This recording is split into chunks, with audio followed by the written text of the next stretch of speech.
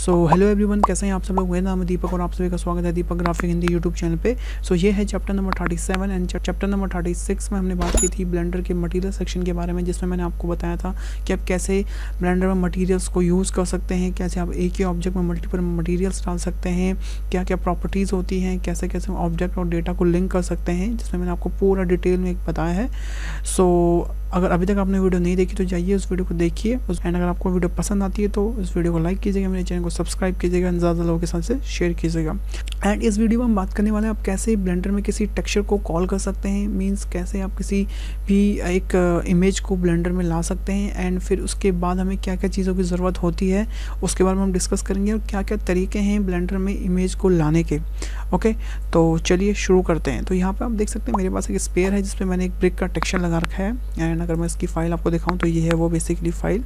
Okay, and इसमें basically मैंने वैसे तो सारे ही मैप लगा रखे हैं। अगर मैं इसके शेडिंग पैनल में जाऊं तो यहाँ आप देख सकते हैं कि यहाँ मैंने सारे मैप लगाए हुए हैं, पर इनकी बात मैं कम से कम अभी 3-4 चैप्टर बाद करूँगा कि कैसे इनको आपको लगाना है। अभी मैं सिर्फ आपको ये बता रहा हूँ कि आप कैसे टेक्सचर ला सकते हो, कैसे आप अपनी चीज़ों को रियलिस्टिक तरह से क्रिएट कर सकते हो। ओके, ये सब चीज़ें मैं आपको बाद में बताऊँगा कि मैंने यहाँ पर मल्टीप्लाई क्यों लगाया है, यहाँ पर मैंने नॉर्मल मैप क्यों लगाया है, एंड क्योंकि सबसे पहले मैं शेडर के ऊपर वीडियो लाने वाला हूँ कि कैसे शेडर वर्क करते हैं, क्या शेडर होते हैं, कैसे हम इमेज के साथ काम कर सकते हैं, कैसे हम विदाउट इमेज के साथ शेडर के साथ काम कर सकते हैं, तो उसमें मैं आपको मैं बताऊंगा। ओके, तो सबसे पहले तो मैं इसको डिलीट करता हूँ स्पेयर को, एंड मान लीजिए कि हमने यहाँ पर एक क्यूब बनाया, ठीक है, एंड इस क्यूब में हमको चाहिए कि हमें एक टेक्सचर लाना है, तो हम कैसे उसको ला सकते हैं। ओके, सो ब्लेंडर में टेक्सचर लाने के 3 से 4 तरीके हैं, एंड सबके अपने अपने फ़ायदे हैं, और नुकसान तो मैं नहीं बोलूँगा कि नुकसान तो किसी में नहीं है, क्योंकि टेक्सचर तो एंड ऑफ द टाइम लाना ही लाना है। तो सबसे पहला तरीका है कि आपको यहाँ मटेरियल सेक्शन में जाना है, ठीक है, यहाँ मटेरियल सेक्शन में जाके आपको यहाँ पर न्यू क्लिक कर देना है। जैसे ही आप न्यू क्लिक करेंगे, अब आपके ऊपर है कि आपको उसका नाम देना है या नहीं देना, नहीं दोगे तब भी चलेगा, देना है तो तब भी कोई दिक्कत नहीं है। उसके बाद आप जाओगे यहाँ बेस टेक्सचर में, ठीक है, जैसे ही आप यहाँ बेस टेक्सचर पे यहाँ क्लिक करोगे तो आपके पास बहुत सारे ऑप्शंस आ जाएंगे। यहाँ पे इनपुट है, कलर है, कन्वर्टर है एंड ग्रुप है। सब चीज़ के बारे में आपको डिस्क्राइब करूँगा एक एक करके, ये सब नोट सेक्शन में आ जाते हैं। फिलहाल हम बात करते हैं अभी टेक्सचर के बारे में, ठीक है। तो टेक्सचर के अंदर हमारे पास एक ऑप्शन आता है, वो है इमेज टेक्सचर। तो मैं इस इमेज टेक्सचर को क्लिक कर लूँगा क्योंकि हमको लानी है अभी इमेज। जैसे मैं इमेज टेक्सचर पर क्लिक करूँगा, यहाँ पे ऑप्शन आएगा कि तुम्हें कोई न्यू इमेज बनानी है, क्योंकि हम ब्लेंडर में भी खुद से इमेज बनाते हैं। जैसे हमें यूवी मैप्स देखने के लिए हम यूवी कोऑर्डिनेट का पूरा बनाते हैं, तो नहीं, हमने कहा नहीं, हमको इमेज कॉल करनी है अपने सिस्टम से। तो यहाँ आप देख सकते हैं मेरे पास काफ़ी सारे मैप्स हैं। यहाँ आप देखिए, ये इसका एक डिफ्यूज़ मैप है, ठीक है, ये इसका AO है, मतलब एम्बिएंट ऑक्लूजन कहते हैं इसे, ये इसके नॉर्मल मैप है, एंड ये है हमारा रफनेस मैप। अब आप लोगों के दिमाग में एक चीज़ आ रही होगी कि ये चीज़ सारी मेरे को कहाँ से मिली। ओके, सो आप लोगों को मैं एक चीज़ बता दूँ कि इन चीज़ों को हम बना भी सकते हैं थ्रू फोटोशॉप। वो भी मैं आपको बताऊंगा कुछ ट्रिक्स कि कैसे आप बम्प मैप बना सकते हो, कैसे हम नॉर्मल मैप क्रिएट कर सकते हो, कैसे आप नॉर्मल मैप को बेक कर सकते हो। ओके, एंड सेकेंड मैं आपको कुछ वेबसाइट बता देता हूँ जहाँ से भी ये चीज़ें डाउनलोड हो जाती हैं। तो मैंने जो वेबसाइट से डाउनलोड किए हैं वो हैं ये। सो पहली वेबसाइट है texture.com। यहाँ से आप 1K तक के सारे टेक्सचर फ्री में डाउनलोड कर सकते हैं। यहाँ आप देखिए, एंड यहाँ आपको वो सेम मटेरियल मिलेंगे, सेम मैप्स मिलेंगे जो मैंने आपको अभी यहाँ दिखाए हैं, ठीक है। आप किसी पे भी क्लिक कर दीजिए, एंड उसके बाद अगर आप इस पर क्लिक करते हैं एंड इस पर अगर आप जाएंगे तो आपको यहाँ पे मान लीजिए मैंने ये सेलेक्ट कर लिया, 4K वाला है वैसे ये, ठीक है। और यहाँ आप देखिए हमको इसमें सब कुछ मिलेगा जो जो आपको चाहिए, ठीक है। एक तो ये वेबसाइट है, दूसरी है textureheaven.com। यहाँ पे भी काफ़ी अच्छे अच्छे टेक्सचर्स मिलते हैं और सारे मैप मिलते हैं उसके साथ, एंड अच्छी रेजोल्यूशन में मिलते हैं। 4K 8K आप देख ही सकते हैं यहाँ पे कितना अच्छे अच्छे टेक्सचर्स यहाँ पे हैं। ओके, तो आप यहाँ से भी डाउनलोड कर सकते हैं। तो मैंने भी इन्हीं में से कहीं से डाउनलोड किया है ये टेक्सचर, और यहाँ आप देख सकते हैं काफ़ी अच्छे मुझे टेक्सचर मिले। ये आई थिंक 4K वाला टेक्सचर है, हाँ, ठीक है। तो सबसे पहले मैं क्या करूँगा, यहाँ पर क्लिक करूँगा इस ओपन इमेज पे, एंड वहाँ पर जाके मैं इस टेक्सचर वाले फोल्डर को खोल के सिर्फ अभी मैं आपको एल्बिडो, मतलब इस एल्बिडो मतलब होता है बेसिकली बेस कलर। इसे जैसे एल्बिडो में भी इसलिए बोल रहा है क्योंकि मार्बोसेट एक रेंडर इंजन है जिसमें डिफ्यूज़ कलर को, बेस कलर को एल्बिडो कहते हैं, जैसे सफसान पेंटर में डिफ्यूज़ कहते हैं। सो हम जैसे बेस कलर कहते हैं 3ds मैक्स एंड माया में, ठीक है। तो अलग अलग है, तो उसका नाम अभी इसने एल्बिडो रखा है, तो आप कंफ्यूज मत होइएगा। एल्बिडो या फिर बेस कलर या फिर डिफ्यूज़, ये सब एक ही होते हैं। तो मैंने इस पर क्लिक किया। तो जैसे ही मैंने इस पर क्लिक किया, आप देख सकते हैं हमारे पास काफ़ी अच्छा खासा हमारा टेक्सचर यहाँ पे आ गया है। ओके, बट यहाँ पे एक दिक्कत है कि ये टेक्सचर काफ़ी बड़ा है और हमें इतना बड़ा टेक्सचर, मतलब इतनी बड़े हमें स्लाइसेस नहीं चाहिए, हमें काफ़ी छोटे छोटे ब्रिक्स के टुकड़े चाहिए। अब उसके लिए हम क्या करेंगे, मैं सबसे पहले जाऊँगा शेडिंग पैनल में, और शेडिंग पैनल में आप देखिए कि यहाँ पर हमारा एक ऑटोमेटिक नोड बन गया है। ओके, अब आप बोलोगे ऑटोमेटिक नोड कैसे बना, तो मैं आपको ये बता देता हूँ। सो होता क्या है, बेसिकली मान लीजिए मैंने यहाँ पे एक और क्यूब बनाया, ठीक है, एंड इस क्यूब को मैं थोड़ा सा यहाँ मूव करके यहाँ रख लेता हूँ। तो जैसे मैंने आपसे कहा था कि आप वहाँ से भी टेक्सचर ला सकते हैं, शेडिंग पैनल से भी टेक्सचर ला सकते हैं, जो मैंने मटीरियल वाले चैप्टर में बताया था। तो देखो मैं यहाँ पे न्यू क्रिएट करूँगा। अब यहाँ पे क्या है, सारा काम नोड से होता है। तो मान लीजिए मेरे को यहाँ पे इमेज टेक्सचर चाहिए, तो मैं प्रेस करूँगा शिफ्ट ए। जैसे कि हम नॉर्मल में भी कोई भी चीज़ें ऐड करनी होती है, हम शिफ्ट ए करते हैं, उसके बाद हमारे सारे ऑप्शंस खोलते हैं। जैसे यहाँ आप देख सकते हैं मैं शिफ्ट ए प्रेस करता हूँ, यहाँ पे हमारे सारे ऑप्शन आते हैं। वैसे ही नोड में भी अगर हम शिफ्ट ए प्रेस करेंगे तो यहाँ पे हमारे सारे ऑप्शंस खुल जाते हैं। अगर आपको उस नोड का नाम पता है तो आप यहाँ से डायरेक्ट सर्च कर सकते हैं। तो हमें तो पता है उस नोड का नाम, उसका नाम है इमेज टेक्सचर। मैंने इमेज लिखा, यहाँ आ गया, मैंने उसे क्लिक कर लिया, ठीक है। उसके बाद मैंने यहाँ पे वो इमेज दोबारा से यहाँ ओपन करी और ये वाली इमेज दोबारा यहाँ क्लिक कर दी। पर अभी आप देख सकते हैं हमें कोई इमेज दिख नहीं रही है।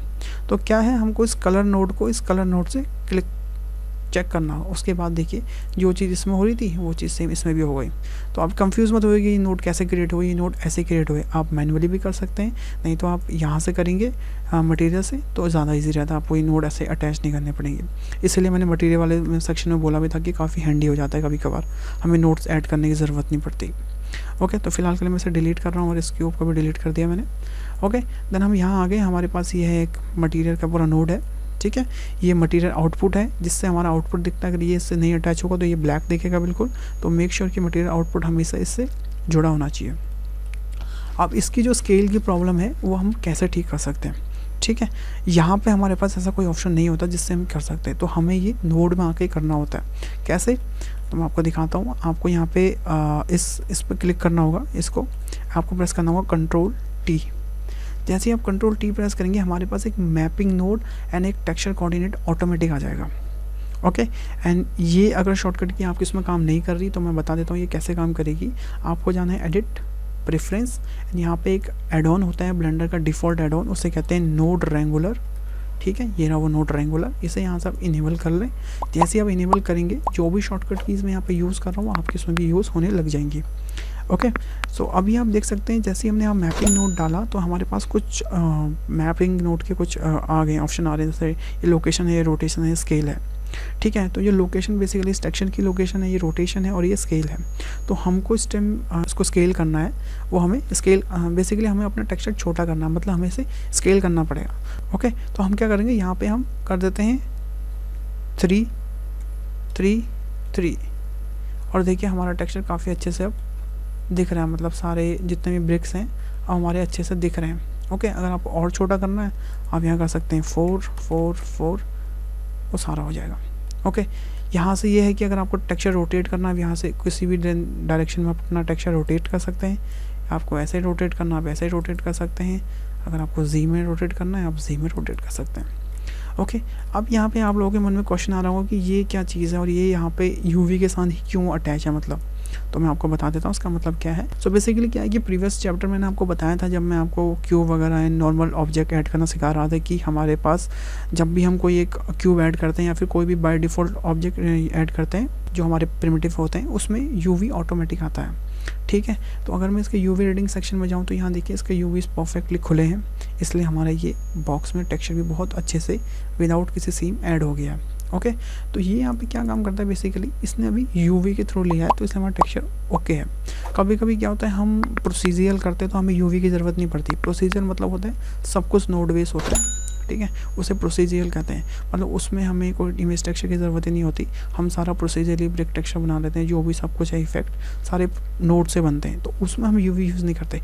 अभी हमारा इमेज है और हमको यूवी के अकॉर्डिंग करना है तो हमने इसलिए यूवी किया है। अगर मैं इसे ऑब्जेक्ट कर दूंगा तो आप देखिए मे भी टेक्सचर थोड़ा ख़राब हो जाए, और हो ही गया ऑलमोस्ट, क्योंकि हमारा ऑब्जेक्ट के अकॉर्डिंग ही नहीं है, अभी हमारा यूवी के अकॉर्डिंग चल रहा है, तो हमें यूवी रखना पड़ेगा, ठीक है। वैसे ही इसमें और सारे ऑप्शंस हैं, वो आगे आगे करके मैं आपको बताते रहूँगा। अभी आप सिर्फ इन दो को समझिए, ऑब्जेक्ट एंड यूवी, क्योंकि जब हम प्रोसीजरल करेंगे मतलब नोट से बनाएंगे कोई टेक्सचर तो हम ऑब्जेक्ट रखेंगे, हम यूवी नहीं रखेंगे, क्योंकि यूवी प्रोसीजर में काम नहीं करता है इतना अच्छा, हमें फिर ऑब्जेक्ट ही रखना पड़ता है। ओके, सो दो तरीके मैंने आपको बताया कि कैसे आप किसी इमेज को ला सकते हैं। एक तो आप मटेरियल सेक्शन से, एक आप यहाँ से ला सकते हैं। ओके, सो ये है कुछ ऐसा तरीका। एंड एक तरीका मैं आपको और बता देता हूँ कि कैसे आप ला सकते हो। तो उसके लिए क्या हुआ, मैं इसको पहले डिलीट करता हूँ। सो अभी कुछ लास्ट 4-5 चैप्टर पहले मैंने आपको बताया था कि आप कैसे इमेज को एज अ टेक्सचर या इमेज कैसे ला सकते हैं, इमेज एज अ प्लेन कैसे ला सकते हैं। तो हम उस इमेज एज अ प्लेन को एज अ टेक्सचर भी यूज़ कर सकते हैं। ठीक है, कैसे, देखिए मैं यहाँ गया, मैंने यहाँ शिफ्ट करके यहाँ इमेज वाले सेक्शन में किया, मैंने यहाँ पे क्लिक किया इमेज एज अ प्लेन। ठीक है, एंड मैंने उस टेक्सचर को यहाँ पे फिर दोबारा कॉल कर लिया। तो आप देखिए यहाँ पे हमारा टेक्सचर परफेक्टली आ गया है। और मैं शेडिंग पैनल में जाऊँ तो यहाँ देखिए सेम नोड यहाँ पे भी यूज़ हुए हैं। अब यहाँ पे एक चीज़ आप नोटिस करने वाली बात है कि इसने यहाँ पे अल्फ़ा भी ऑटोमेटिक ऐड कर दिया है। तो यहाँ पर मैं आपको एक चीज़ बता देता हूँ, इसने अल्फ़ा यहाँ पे क्यों ऐड किया। तो होता है कि बेसिकली जब हम यहाँ से हम टेक्सचर मंगाते हैं, कोई भी हम रेफरेंस मंगाते हैं, तो कभी कभी होता है हमारा रेफरेंस JPEG होता है, कभी कभी हमारा रेफरेंस PNG होता है। PNG मतलब पोर्टेबल नेटवर्क ग्राफिक, जो कि एक ट्रांसपेरेंट इमेज होती है, उसे कहते हैं PNG। ओके, तो वो क्या है कि जब हम इमेज एज अ प्लेन उसे कॉल करते हैं तो अब उसे नहीं पता वो इमेज JPEG है या फिर PNG। ठीक है, पर अगर हम उसे पीछे ऐड करेंगे या फिर बैकग्राउंड में ऐड करेंगे तो हो सकता है वो PNG है तो उसका ब्लैक पार्ट भी दिखे। तो ये क्या करता है कि ऑटोमेटिक अल्फ़ा नोड लगा के चलता है स्क्रिप्ट में, कि ताकि अगर वो PNG होगी तो वो सिर्फ उसका PNG देख पाएगा वो बंदा, ब्लैक पार्ट नहीं देख पाएगा। तो मैं आपको एक एग्जांपल दे देता हूँ कैसे कह रहा हूँ मैं। तो मैं इसको डिलीट कर देता हूँ फ़िलहाल दोबारा से। तो मैं यहाँ पे दोबारा से ऐड करूँगा इमेज एज अ प्लेन, और इस बार मैं यहाँ जाके यहाँ पे मेरे पे एक PNG पड़ी है इमेज, ये देखिए ये PNG इमेज है, मैंने इसको ओके किया। तो यहाँ आप देखिए ये हमारी PNG इमेज है, इसने काफ़ी अच्छे से PNG इमेज दिखाई है। अगर मैं यहाँ से अल्फ़ा चैनल हटा दूँ तो देखिए यहाँ पीछे ऐसे ब्लैक दिखेगा। सो क्या होता है कि ये ऑटो स्क्रिप्ट लगती है इस पर, ये अगर आप यहाँ से करेंगे तो ये हमारा अल्फ़ा के साथ ही कनेक्ट रहता है। तो देखिए जैसे मैं अल्फ़ा से कनेक्ट करूँगा वो PNG हमें शो होने लग जाएगी। ओके, सो ऐसे कुछ हम लाते हैं इमेजेस अपने ब्लेंडर में। कोई भी इमेज हम ला सकते हैं, कैसे भी ला सकते हैं, PNG हो या फिर विदाउट PNG हो, JPEG हो, कोई भी हो, आप ऐसे टेक्सचर को ब्लेंडर में कॉल कर सकते हैं। ओके, सो आज का टॉपिक ही ये था कि हम कैसे ब्लेंडर में टेक्सचर ला सकते हैं। सो हमारा आज का टॉपिक कंप्लीट हुआ। सो आई होप आपको वीडियो पसंद आई होगी। एंड अगर आपको ये वीडियो पसंद आई तो इस वीडियो को लाइक कीजिएगा, मेरे चैनल को सब्सक्राइब कीजिएगा, एंड ज़्यादा लोगों के साथ इस वीडियो को शेयर कीजिएगा। एंड गाइज अगर आप आए हैं, आप यहाँ तक रुके हैं, तो प्लीज़ इस वीडियो को एक लाइक ज़रूर कर देना, क्योंकि आपका एक लाइक बहुत कुछ बोल के जाता है मुझे। ओके, तो चलिए मिलते हैं नेक्स्ट चैप्टर में, तब तक अपना ध्यान रखिए। Bye bye, take care and stay home guys.